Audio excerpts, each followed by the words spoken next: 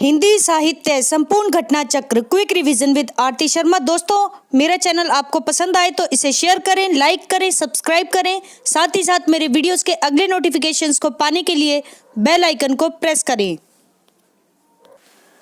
दोस्तों, आज हम करेंगे घटना चक्र का पार्ट 97 यानी 97। तो चलिए देखते हैं अपने अगले प्रश्न। गौर करते हैं, निम्न में से कौन सी रचना एवं उसके रचनाकार का युग्म सही नहीं है। तो नहीं है वाला प्रश्न है, गौर करेंगे। देखते हैं।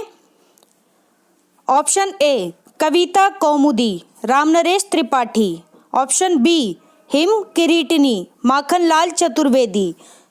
Option C Haldi Ghati Shyam Narayan Pandey. Option D Rasvanti Siyaram Sharan Gupt. तो दोस्तों, इसका सही उत्तर है ऑप्शन डी, रसवंती सियाराम शरण गुप्त की रचना नहीं है। ये किसकी रचना है दोस्तों? रसवंती रामधारी सिंह दिनकर की रचना है। ठीक है, तो ये युग्म जो है वो सही नहीं है। इसके अलावा अन्य तीनों युग्म सही हैं। ठीक है, टीजीटी परीक्षा 2013 में पूछा गया प्रश्न है ये। दोस्तों, हमारा अगला प्रश्न है, इनमें से कौन सा जोड़ा सही है। तो पिछला प्रश्न था जिसमें हमने देखा सही नहीं है पूछा गया था, इसमें पूछा गया है कौन सा जोड़ा सही है। तो गौर करते हैं प्रश्न पर। महादेवी वर्मा की रचना है निहार। मैथिली शरण गुप्त, ऑप्शन बी, मैथिली शरण गुप्त की रचना बताई गई है कामायनी। ऑप्शन सी सुमित्रा नंदन पंत, इनकी रचना है तोड़ती पत्थर। ऑप्शन डी निराला, इनकी रचना है साकेत। तो दोस्तों देखो कितना जबरदस्त प्रश्न है। सारी रचनाएं और रचनाकार ध्यान से देखें तो पूछा गया है सही कौन सा है। तो इसका मतलब ऑप्शन ए जो है वो हमारा सही ऑप्शन है। इसके अलावा तीनों ऑप्शन हमारे गलत हैं। ठीक है, तो महादेवी वर्मा की रचना है निहार। ठीक है, टीजीटी परीक्षा 2011 का प्रश्न है ये। व्याख्या देखते हैं, गौर करेंगे दोस्तों व्याख्या पर। विकल्प ए का जोड़ा सही है। कामायनी जो है जयशंकर प्रसाद की रचना है। तोड़ती पत्थर सूर्यकांत त्रिपाठी निराला की रचना है। और साकेत मैथिली शरण गुप्त की रचना है। तो दोस्तों व्याख्या भी हमने देख ली। अब देखते हैं अगला प्रश्न। अगला प्रश्न है दोस्तों, गौर करेंगे, इनमें से कौन सा जोड़ा सही है। फिर से वही प्रश्न, जोड़ा सही है बताया पूछा गया है। गौर करेंगे। ऑप्शन ए प्रिय प्रवास हरिऔध की रचना है। ऑप्शन बी सांध्य गीत प्रसाद की रचना है। ऑप्शन सी आंसू निराला की रचना है। ऑप्शन डी साकेत तुलसीदास की रचना है। तो ऑप्शन सही पूछा गया है, तो इसका सही उत्तर है ऑप्शन ए। ठीक है, प्रिय प्रवास जो है हरिऔध की रचना है। ठीक है, बाकी अन्य तीनों विकल्प गलत हैं। व्याख्या देखते हैं दोस्तों, ये तीनों विकल्प जो हैं वो गलत हैं। ठीक है, ध्यान दें, विकल्प ए का जोड़ा सही है। सांध्य गीत महादेवी वर्मा की रचना है। आंसू जयशंकर प्रसाद की रचना है। साकेत मैथिली शरण गुप्त की रचना है। ठीक है, तो ऑप्शन भी आपको क्लियर कर दिए गए हैं। हमारा अगला प्रश्न है दोस्तों, गौर करेंगे, ध्यान देंगे जरा। इनमें से कौन सी सुमेलित नहीं है। ठीक है, इनमें से कौन सा जोड़ा जो है वो सही सुमेलित नहीं है। तो नेगेटिव वाला प्रश्न है, इस पर भी गौर करें। ऑप्शन ए चतुरसेन शास्त्री, इनकी रचना है उत्सर्ग, ऐसा ऑप्शन में कहा जा रहा है। ऑप्शन बी चंद्रगुप्त विद्यालंकार, इनकी रचना है अशोक। आगे देखते हैं। ऑप्शन सी हरि कृष्ण प्रेमी, इनकी रचना है प्रतिशोध। ऑप्शन डी सिद्धलिंग पट्टन शेट्टी की रचना है विशाखा, ऐसा ऑप्शन में कहा गया है, जबकि उत्तर है ऑप्शन डी। ठीक है, सिद्धलिंग जो है वो सिद्धलिंग पट्टन शेट्टी की रचना विशाखा नहीं है। ठीक है, इनकी रचना कौन सी है। तो गौर करेंगे, विशाखा किसकी रचना है। विशाखा है शिरवाणकर, शिरवाणकर याचा की कृति है विशाखा। ठीक है, बाकी जितने भी युग्म हैं वो सही हैं। हमारा अगला प्रश्न है दोस्तों, सही युग्म का चयन कीजिए। तो देखते हैं सही युग्म कौन सा है इनमें से। इसका मतलब 3 युग्म जो हैं वो गलत हैं। तो गौर करेंगे दोस्तों, ऑप्शन ए भगवत शरण उपाध्याय की रचना है विलायत यात्रा ऑप्शन के अनुसार। ऑप्शन बी देवेंद्र सत्यार्थी, इनकी रचना है तूफानों के बीच। ऑप्शन सी रामवृक्ष बेनीपुरी, हिमालय यात्रा। ऑप्शन डी मोहन राकेश, इनकी रचना बताई गई है आखिरी चट्टान तक। तो ऑप्शन डी जो है दोस्तों सही युग्म है। ठीक है, मोहन राकेश की रचना है आखिरी चट्टान तक मोहन राकेश की रचना है, ये युग्म सही है, अन्य तीनों युग्म गलत हैं। ठीक है, देखते हैं इसकी व्याख्या। ध्यान देंगे दोस्तों ऑप्शन पर। ठीक है, सही युग्म इस प्रकार हैं, तो गौर करेंगे। प्रताप नारायण मिश्र की रचना है दोस्तों विलायत यात्रा। फिर है रांगे राघव, इनकी रचना है तूफानों के बीच। फिर है काका कालेलकर की रचना है हिमालय यात्रा। इसके बाद है मोहन राकेश, जिनकी रचना है आखिरी चट्टान तक। ठीक है, तो ये जो है सही युग्म है दोस्तों, ध्यान से पढ़ें। अगला प्रश्न है दोस्तों, निम्नलिखित में तथ्यों को काल क्रमानुसार लिखिए। तो काल क्रमानुसार तथ्यों को लिखना है, गौर करेंगे। क्या है तथ्य? आचार्य रामचंद्र शुक्ल ने हिंदी साहित्य का इतिहास लिखा। ठीक है। दूसरा तथ्य है तुलसीदास ने रामचरितमानस की रचना की। तीसरा तथ्य है अज्ञे द्वारा तार सप्तक का प्रकाशन किया गया। चौथा तथ्य है जयशंकर प्रसाद ने कामायनी की रचना की। तो दोस्तों इसका सही उत्तर है ऑप्शन सी। ठीक है, ऑप्शन सी के अनुसार अब हम देखते हैं तथ्यों का काल क्रमानुसार, ठीक है, अध्ययन। तो गौर करेंगे दोस्तों, सबसे पहले आएगा हमारा ऑप्शन सेकंड, तुलसीदास ने रामचरितमानस की रचना की।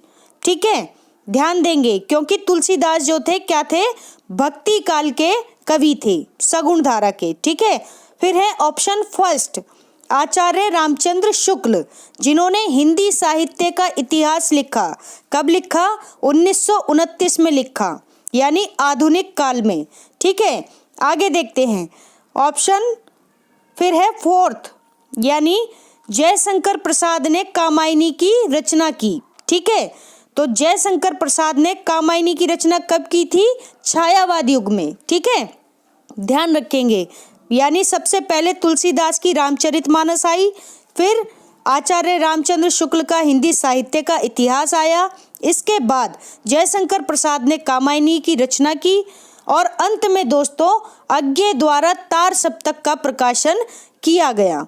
ठीक है, ये आप मुझे कमेंट बॉक्स में बताएंगे कि अज्ञे ने तार सप्तक का प्रकाशन किस वर्ष किया था। ठीक है, तो बताएंगे प्रथम वर्ष। ठीक,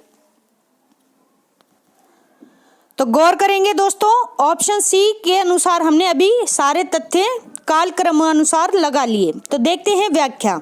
आचार्य रामचंद्र शुक्ल ने हिंदी साहित्य का इतिहास 1929 ईस्वी में लिखा।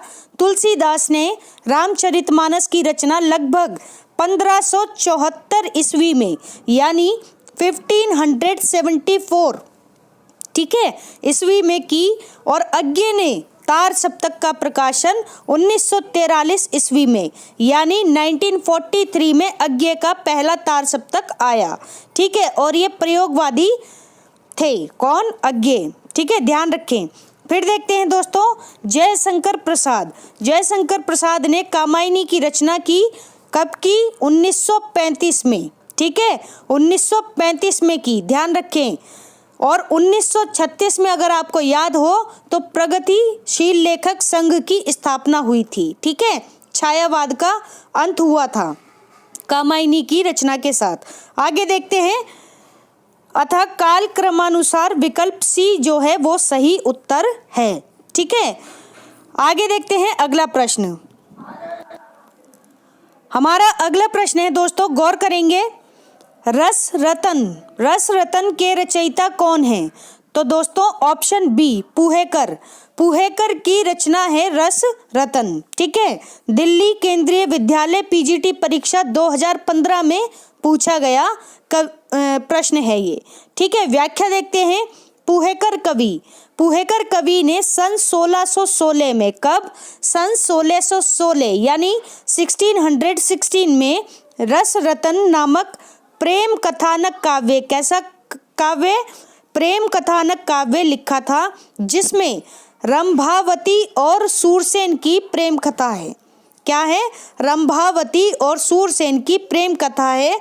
ये प्रतापपुर यानी मैनपुरी, यूपी में पड़ता है ये। ठीक है, मैनपुरी में एक जगह है, प्रतापपुर के निवासी थे। कौन? पुहेकर कवि। ठीक है, इतनी बातें आप पुहेकर के बारे में याद रखें। हमारा अगला प्रश्न है दोस्तों, गौर करेंगे, चंदन बाला रास के रचयिता कौन है? ठीक है, तो चंदन बाला रास के रचयिता पूछे जा रहे हैं। ऑप्शन डी आसगु कवि की रचना है चंदन बाला रास। ठीक है, ये आदिकाल के कवि हैं दोस्तों। चंदन बाला रास के रचयिता कौन है? आसगु। ठीक है, ध्यान रखें, इंपॉर्टेंट है, जीआईसी प्रवक्ता परीक्षा 2017 का क्वेश्चन है ये। हमारा अगला प्रश्न है दोस्तों, गौर करेंगे, निम्नलिखित में से कौन सी रचना शिवराज सिंह चौहान की है? शिवराज सिंह चौहान की रचना पूछी जा रही है। तो ऑप्शन डी, हिंदी साहित्य के 80 वर्ष। हिंदी साहित्य के 80 वर्ष किसकी रचना है ये? शिवराज सिंह चौहान की। ठीक है, ध्यान रखें दोस्तों, व्याख्या में भी देख सकते हैं, हिंदी साहित्य के 80 वर्ष शिवराज सिंह चौहान की रचना है। अगला प्रश्न है दोस्तों, गौर करें, माधवानल कामकंदला काव्य के रचयिता कौन है? तो ऑप्शन ए, आलम कवि की रचना है माधवानल कामकंदला। ठीक है, ये भी आदिकालीन कवि है। गौर करें, आश्रम पद्धति प्रवक्ता परीक्षा 2012 और 2009 में पूछा गया प्रश्न है। प्रश्न की व्याख्या देखते हैं दोस्तों, गौर करेंगे दोस्तों व्याख्या पर।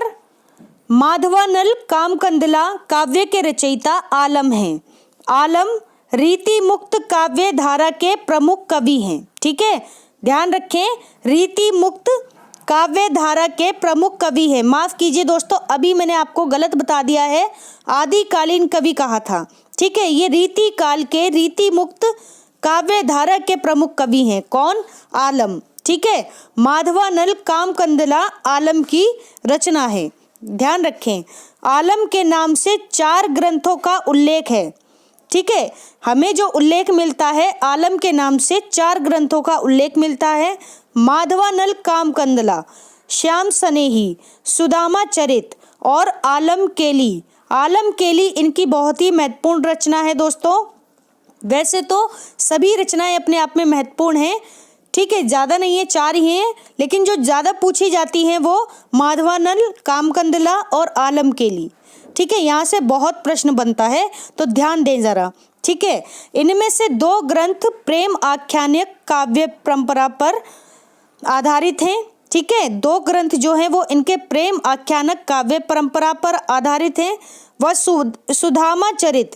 सुदामा चरित जो इनकी रचना है दोस्तों, वो कृष्ण भक्ति काव्य परंपरा की प्रबंधात्मक रचनाएं हैं। कैसी रचनाएं हैं?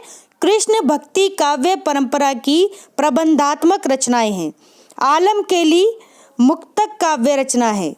कैसी रचना है? मुक्तक काव्य रचना है आलम केली। ठीक है, इनकी रचनाओं में भावों की प्रधानता है। तो पूछा जा सकता है कि आलम की रचनाओं में किसकी प्रधानता है? तो आप बता सकते हैं भावों की प्रधानता है। ठीक है, अगला प्रश्न है दोस्तों, गौर करेंगे, रामकृष्ण रामकृष्ण परमहंस के जीवन को लक्ष्य करके लिखी गई पुस्तक हलचल के पंख। ध्यान दें, हलचल के पंख के लेखक कौन हैं? तो दोस्तों ऑप्शन बी मोहन अवस्थी। मोहन अवस्थी की रचना है हलचल के पंख, ठीक है। और ये रामकृष्ण परमहंस के जीवन को लक्ष्य करके लिखी गई रचना है, ठीक है। तो ध्यान दें व्याख्या पर, हलचल के पंख के लेखक मोहन अवस्थी हैं। यह उनके अनुगीतों का संग्रह है। किसका संग्रह है? अनुगीतों का संग्रह है, ठीक है। तो दोस्तों हमारा आज का ये वीडियो यहीं समाप्त होता है। Thanks for watching. अगर आपको मेरे वीडियोस पसंद आ रहे हैं तो इन्हें लाइक करें, शेयर करें, मेरे चैनल को सब्सक्राइब करें। साथ ही साथ मेरे वीडियोस के अगले नोटिफिकेशंस को पाने के लिए बेल आइकन को प्रेस करें। धन्यवाद दोस्तों।